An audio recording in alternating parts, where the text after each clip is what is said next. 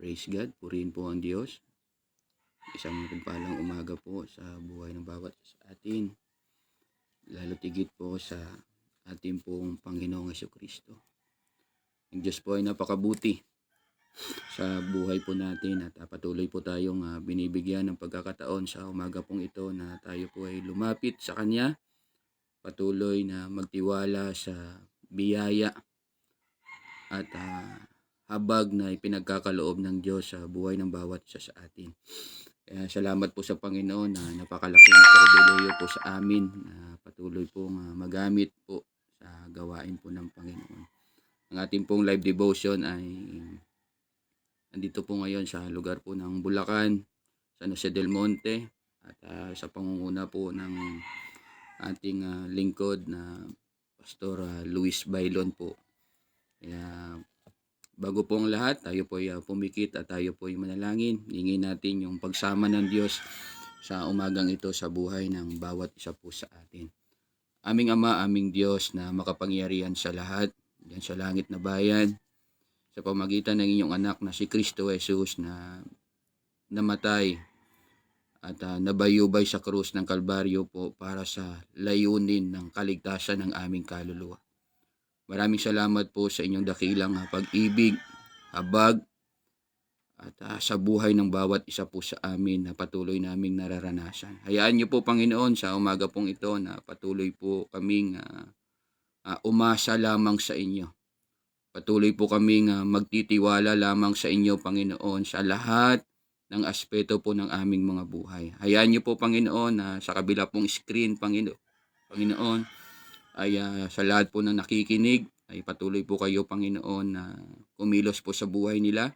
Sa lahat po, Panginoon, ng may mga katanungan, patuloy po kayong sumagot. Sa lahat po, Panginoon, na nanghihina, patuloy po kayo, Panginoon, magpalakas po sa kanila. Sa lahat po, Panginoon, ng may pangangailangan, Panginoon, sa mga oras po na ito, ay kayo po ang tumugon sa pamamagitan po ng inyo pong mga salita, Panginoon. Alam po namin, Panginoon, sa umaga pong ito ay patuloy naming maranasan yung pagpapalang spiritual na nanggagaling po sa inyo din sa langit na bayan. Dahil po ang inyong mga salita ay siya ninyong kapangyarihan sa buhay ng bawat isa sa amin sa kaligtasan ng aming kaluluwa. Maraming salamat po, Panginoon.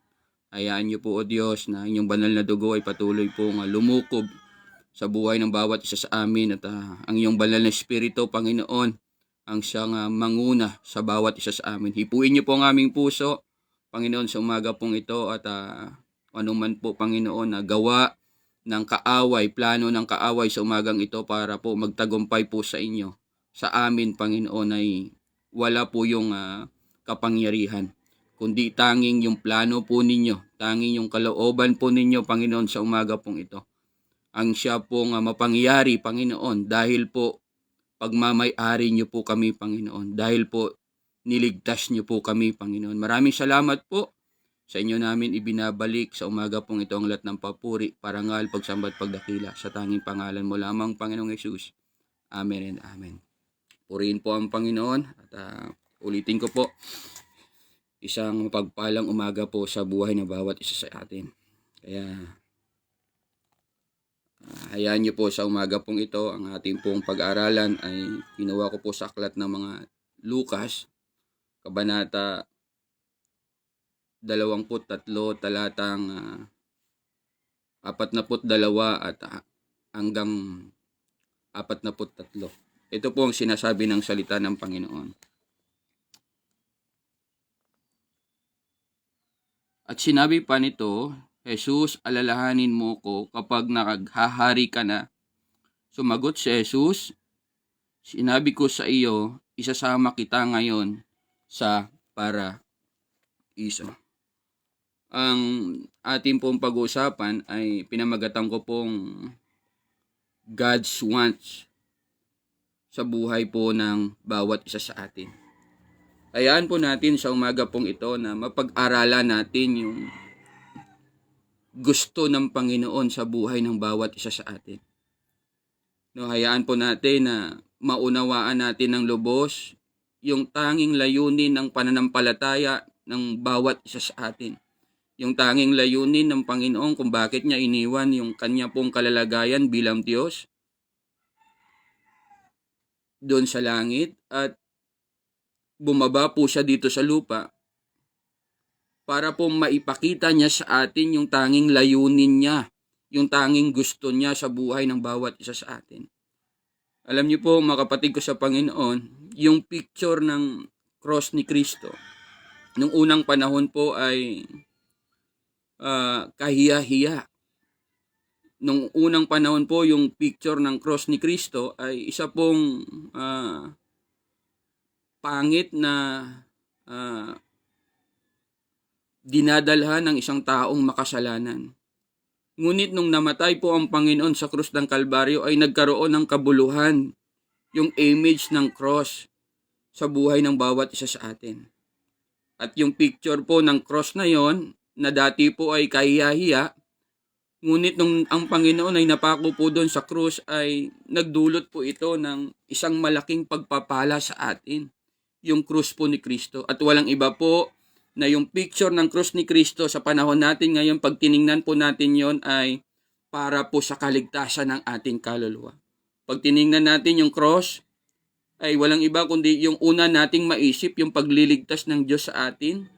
Pag tiningnan natin yung krus ni Kristo, ay una nating maisip na hindi ako karapat dapat iligtas, ngunit inalayan ako ng isang napakahalagang dugo ng aking Panginoong Jesucristo.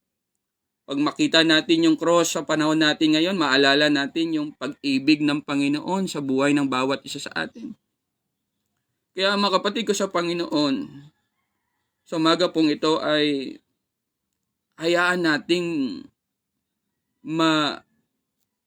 ma-bullseye natin yung layunin ng Panginoon sa buhay ng bawat isa sa atin. Makuha natin yung dahilan kung bakit ang Panginoon ay nag-alay ng buhay. At ang gusto ng Panginoon sa atin po ay maligtas yung ating pong kaluluwa. Hayaan natin sa umaga pong ito na yung gusto ng Panginoon ay makatagpo ng buhay ng bawat isa sa atin. Na kung gusto ng Panginoon maligtas yung ating kaluluwa, ay maging ganun din po yung gusto nating lahat. Katulad po ng ating binasa. Sabi niya po dito, sa binasa po natin sa verse 42 po, ito po yung tanging tamang tugon ng paghingi ng tao dapat sa Panginoon. Sabi niya po dito, at sinabi pa nito, Jesus, alalahanin mo ko kapag naghahari ka na. Dapat po, sa buhay ng bawat isa sa atin, wala po tayong dapat ibang hilingin palagi sa Panginoon. Kundi yung mailigtas ng Panginoon palagi yung ating pong mga kaluluwa. Una po dito, sa kanya pong mga salita, nakuha ko po yung unang puntos po na dapat nating hingiin sa Panginoon. Sabi niya po dito, isasama kita ngayon sa paraiso. Kung yung mga tao po ay sa panahon natin ngayon, kung meron po silang mga hinihingi ay pabor po sa kanila pong mga laman o pabor po sa kanila pong pagkatao. Pero kung nakikilala natin at nauunawaan yung kamatayan ng Panginoon sa krus ng Kalbaryo, hindi natin hihilingin sa Panginoon yung mga material na bagay. Hindi natin hihilingin sa Panginoon yung pagtatagumpay ng tao sa mundo pong ito. Kung meron man tayong dapat hilingin palagi sa Panginoon, katulad nung lalaking itong kasama ng Panginoon na mapako sa krus ng Kalbaryo, ang tanging layunin at paghingi niya sa Panginoon ay, Panginoon, isama mo ko sa inyo pong paraiso. Mga kapatid ko sa Panginoon, ang makapaghihiwalay sa tao sa Panginoon ay kung napupuno tayo ng kagustuhan ng ating pong mga sarili.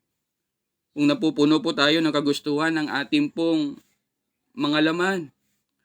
Pero sa hayaan natin sa umaga pong ito na mapatay yung kagustuhan ng ating mga sarili at wala tayong ibang tanging ilingin sa Panginoon, kundi yung layunin din ng Panginoon kung bakit po siya bumaba sa krus ng Kalbaryo.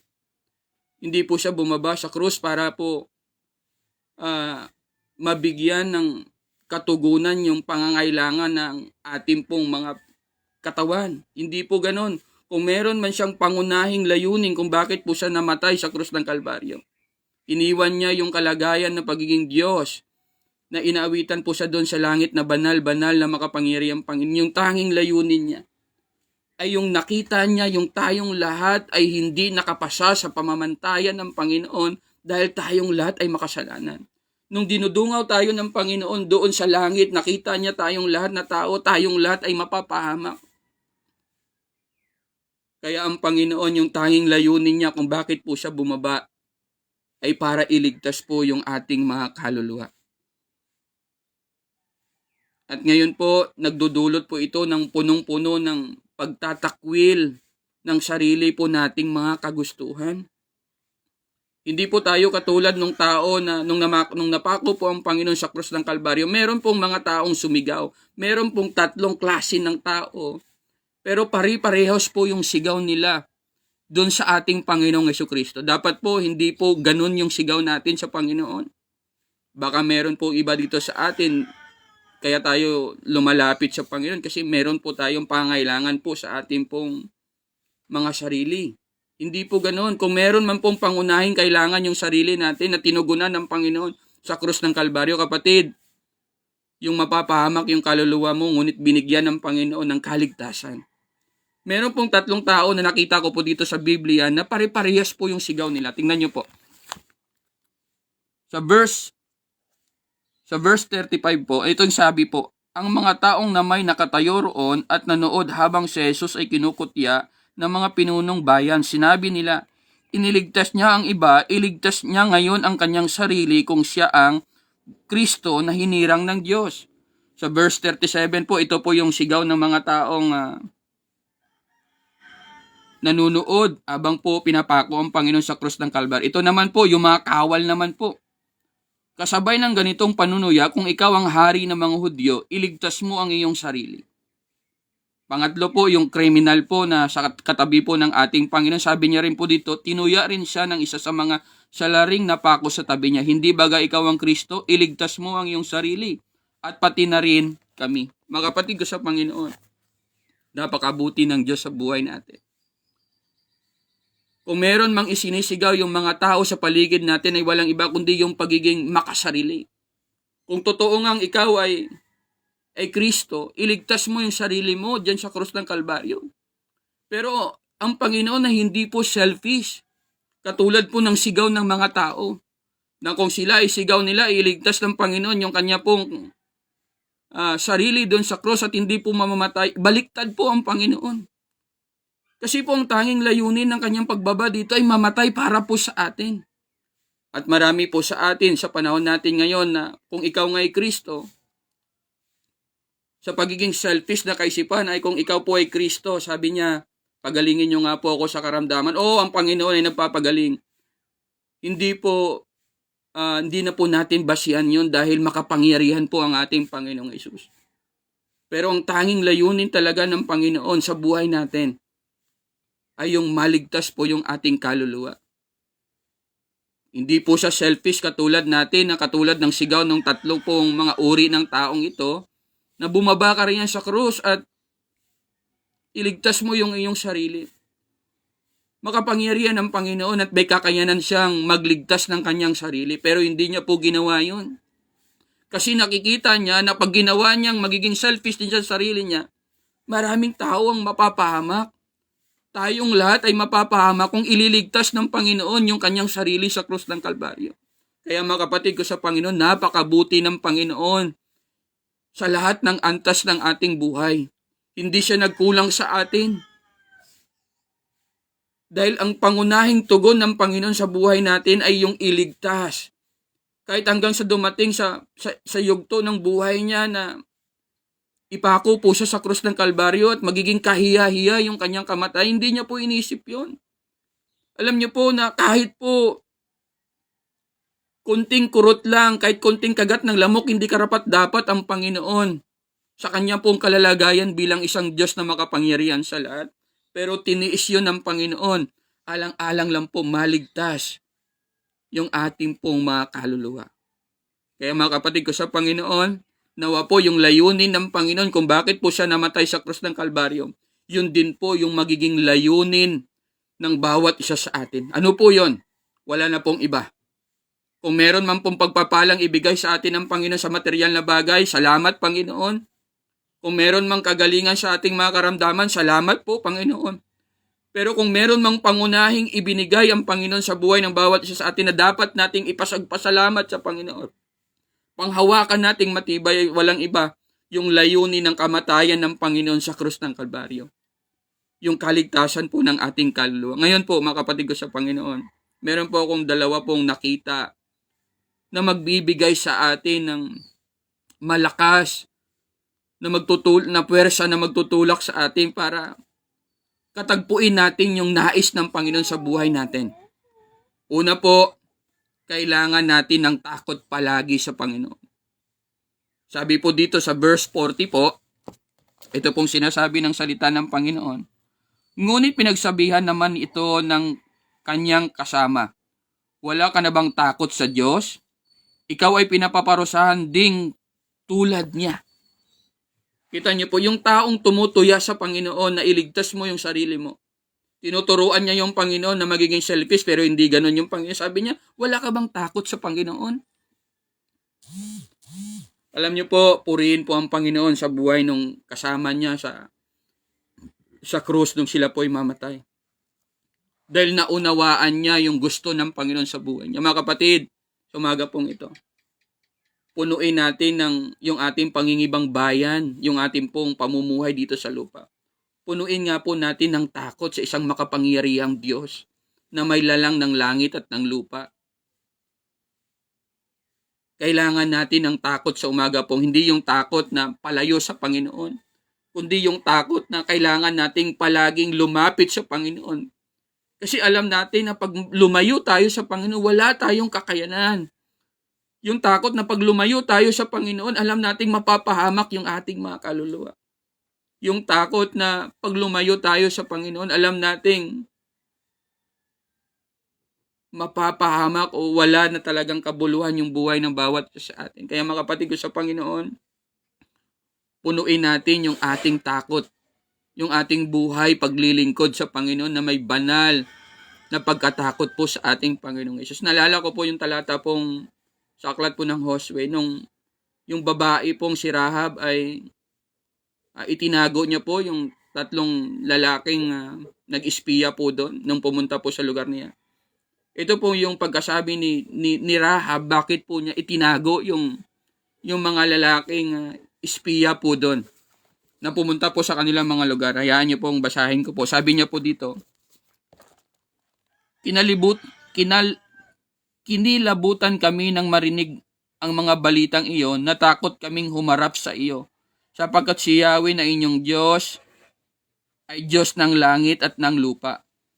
Kaya ngayon ipinapangako ninyo sa pangalan ni Yahweh na hindi ninyo gagawa ng masama ang aking sambahayan alang-alang sa pagtulong kong ito sa inyo. Bigyan nyo ako ng isang katibayan. Iligtas nyo. Kunin po natin yung salitang iligtas nga ninyo ang aking ama at ina at ang aking mga kapatid at ang kanilang mga pamilya, katibayang hindi ninyo kami hahayaang mapatay. Kung bakit man po may tanging layunin, yung unang tanging layunin ni Rahab, kung bakit niya po itinago yung tatlong lalaking yung mga lalaking nag-espiya po doon sa lugar po nila, ay dahil nabalitaan niya na yung makapangyarihang Diyos na Diyos ng mga taong ito ay nakakatakot. Dahil nabalitaan niya pong umahati po ito ng dagat, no, na meron pong pagdating po sa mga labanan ay palagi po silang nagtatagumpay. Kaya humihingi si Rahab ng assurance ng pagliligtas po ng kanya pong pamilya para po sa Panginoon. Kaya mga kapatid ko sa umaga pong ito, kung meron man pong pangunahing hilingin natin sa Panginoon sa umaga pong ito, hayaan mo muna po yung pangailangan natin. Hayaan po muna natin, iwag muna nating isipin na malapit na po yung katapusan. Magbabayad na naman tayo ng upa, ng ating pong mga kuryente, mga bills. Pwede bang sa umaga pong ito, wag muna nating isipin yun at yung isipin natin ay magkaroon tayo ng banal ng pagkatakot sa Panginoon na hindi po mapapahamak yung ating pong buong sambahayan at yung ating pong mga sarili. Pwede ho bang sa umagang ito na isipin nating matakot tayo na mapapahamak yung kaluluwa ng mga mahal natin sa buhay? Katulad po ni Rahab, Panginoon, bigyan nyo nga po kami ng assurance na hindi po kami mapapahamak. At kapatid ko sa Panginoon, 2,000 years ago, binigay na ng Panginoon yung assurance ng kaligtasan ng kaluluwa ng bawat isa sa atin. Napakabuti ng Panginoon, hindi ka pa ipinanganak pero ibinigay na ng Panginoon yung pangunahing pangangailangan ng tao at walang iba, kundi po yung maligtas, yung ating pong mga kaluluwa. Mga kapatid ko sa Panginoon, sabi po ng Philippians chapter 2 verse 12. Sabi niya po dito, basahin ko po sa inyo. Kaya nga mga minamahal, tulad ng inyong buong pusong pagsunod noong ako'y kasama pa ninyo. Sabi po ng Apostol Pablo sa mga taga-Pilipos. Lalo kayong maging masunurin, ngayon ako'y malayo sa inyo. Pag sumikapan ninyong maging ganap ang inyong kaligtasang may lubusang paggalang at pag-ibig sa Panginoon. Kung meron man po tayong gagawin sa ating pong buhay pananampalataya, kung tayo po ay hindi na po natin nakakasama yung ating mga pastor, yung ating pong kasama sa church, no, hayaan po natin na magkaroon tayo ng banal na pagkatakot sa Panginoon sa ating pong pananampalataya. Pangalawa po, mga kapatid ko sa Panginoon, malapit na lang po. Alam nating may kaparusahan. Para po makatagpo natin yung gusto ng Panginoon sa buhay natin, hindi tayo malayo sa layunin ng Panginoon sa pagliligtas sa atin. Alamin natin, ilagay natin siya palagi sa isip natin, merong kaparusahan at mapapahamak yung tao. Ulitin ko po, ilagay natin sa ating mga puso't kaisipan na pag ang tao po ay walang takot sa Panginoon, magkakaroon po ng kaparusahan, hindi po dito sa lupa, kundi magkakaroon ng kaparusahan doon sa langit at doon sa impyerno, at wala na pong bawian po yon. Kaya mga kapatid ko sa Panginoon, sabi po ng verse 41 po, ito po yung pagkasabi. Tama lang na tayo'y parusahan ng ganito dahil sa ating mga ginawa, ngunit ang taong ito'y walang ginawang masama. Dapat lang. Alam niyo po kung ano po yung dapat para sa atin? Kaysa po magtampo tayo, minsan nagtatampo tayo sa Panginoon, matagal na tayong nananalangin, humihingi ng pabor sa Panginoon, hindi pa dumadating. Alam niyo po ba, kapatid ko sa Panginoon, kung meron mang dapat para sa atin, alam niyo po yon, na dapat talagang mapahamak yung ating pong mga kaluluwa pag tinignan natin yung pamantayan ng Diyos sa buhay natin. Dapat lang talaga tayong mapahamak. Pero purihin ang Panginoon. Yung gusto ng Panginoon, yung God's want ng Panginoon sa buhay natin. Kayong maligtas yung kaluluwa mo, kapatid, sa umaga pong ito. Alam ko, meron po dito mga nanghihina sa pananampalataya at palagi po tayong umaasa lamang sa biyaya ng Panginoon sa buhay natin. Kapatid, di ka nagkamali sa umaga pong ito na pakinggan ninyo yung salita ng Panginoon. Ang tanging layunin ng Panginoon sa buhay mo ay walang iba, kundi yung maligtas yung ating mga kaluluwa. Wala na pong hihigit po doon. Sabi po ng Revelation chapter 21 verse 8 po, sabi niyo po dito, alam ko pong alam niyo po dito. Subalit para naman sa mga duwag, mga taksil, mga gumagawa ng kasuklam-suklam na bagay, mga mamamatay tao, mga nakikiapid, mga mangkukulam, mga sumasamba sa Diyosan, at sa lahat ng mga sinungaling, magiging bahagi nila sa lawang, nagliliyab na apoy na asupre, ito ang pangalawang kamatayan. Purihin po ang Panginoon. Kapatid, may kaparusahan sa mga taong hindi sumusunod sa nais ng Panginoon sa kanilang buhay. Ano daw po yun sa mga duwag? Magkakaroon daw po ng kamatayan, pangalawang kamatayan sa nagliliyab na apoy na asupre. Kaya mga kapatid ko sa Panginoon, ilagay natin sa puso't isip natin na merong kapahamakan sa mga taong mga duwag, na minsan nang nakatanggap ng pananampalataya, minsan nang nagamit ng Panginoon, minsan nang nakalasap ng kabutihan at biyaya ng Panginoon, pero hindi niya ipinagpatuloy ito, nagiging duwag siya. Kapatid, may kaparusahan na naghihintay sa atin. Kaya kung maisip nating, pag magiging duwag pala ako, mapapahamak ako, magkakaroon ako ng takot na mapapahamak ako at hindi ako magiging duwag, kailangan lumaban ako sa tulong at biyaya ng Panginoon na makapagpapatuloy ako sa layunin ng Panginoon sa aking buhay. Alam niyo po, meron pong, sabi po nung lalaki po sa tabi ng Panginoon, Panginoon, isama niyo nga po ako sa inyo pong paraiso. Alam niyo po, sagot ng Panginoon, napakaganda ng sagot ng Panginoon sa kanya.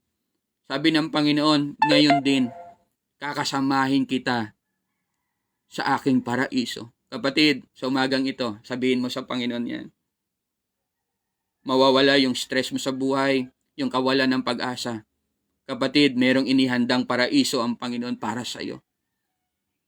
Isang napakagandang lugar. Alam niyo po, habang nakikinig po kayo ngayon sa akin sa umaga pong ito, tanungin natin, Panginoon, habang nagdi-devotion kami sa umaga pong ito, ano po ginagawa niyo dyan sa langit? Isa lang yung sagot ng Panginoon. Sa John chapter 14, sabi niya, inihahanda ko ang inyong dakong kalalagyan dito. At kung matapos ko na yung dakong kalalagyan dito sa langit, susunduin ko kayo dyan sa lupa. Upang kung saan ako doon ay doon din kayo paroroon. Kung saan ko gusto kayo tumira, kung saan ako titira, doon din kayo titira sa paraiso ng ating Panginoong Jesucristo. Alam niyo po, meron pong 3 paraiso sa Biblia po akong nakita. Meron pong Garden of Temptation, Garden of Sorrow, at saka Garden of Eternal Joy. Sa Garden ng Temptation po, sa Garden ng Eden, ay napakaganda pero napasok po yun ni Satanas at natukso si Adan tsaka si Eva. Sa Garden naman po ng Sorrow at walang iba kundi sa Garden ng Gethsemane, napasok din po ni Satanas yun. At kaya po bakit po siya tinawag na Garden of Sorrow? Dahil doon po napigati ng gusto ang Panginoon. Nakita niya na yung kanyang mga alagad ay hindi nagpe-pray, hindi nagdi-devotion. Nasaktan po ang Panginoon. Nung nakita niya na itatatwa siya ni Judas, nasaktan po ang Panginoon doon. Kaya hanggang nga po sa dumating sa tagpo na nasabi niya minsan na, not my will. Tanggalin niya na, at hanggang sa sinabi niya pong tanggalin na lang yung sarong yun, pero sabi ng Panginoon, not my will but your will be done, Panginoon. Alam niyo po, doon din po nagiging pawis dugo ang Panginoon sa Garden ng Gethsemane. Pero alam niyo po, doon sa eternal joy na inihanda ng Panginoon sa atin, doon sa langit na bayan, hindi na po makakapasok doon si Satanas.